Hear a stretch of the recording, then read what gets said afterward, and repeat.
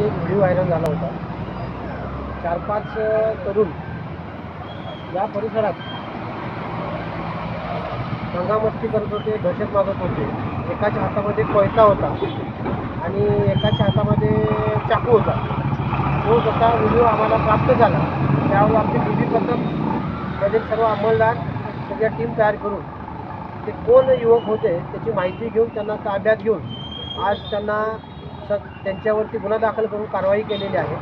आणि त्यांना या ठिकाणी काय जरी दंगामस्ती केली, दहशत माजवली, त्या अनुषंगानं माहिती घेऊन गुन्हा दाखल करत आहोत आणि कारवाई करून त्यांच्यावरती प्रतिबंधात्मक कारवाई करत आहोत. असे प्रकार तरुणांच्याकडून जर घडले तर त्याच्यावरती पोलीस प्रशासन त्वरित कारवाई करेल, ॲक्शन घेईल.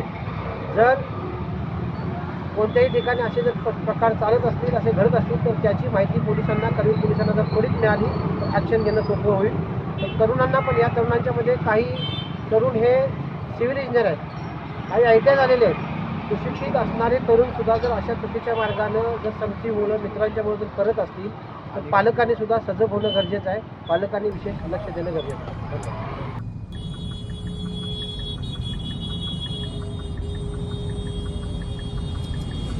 धन्यवाद.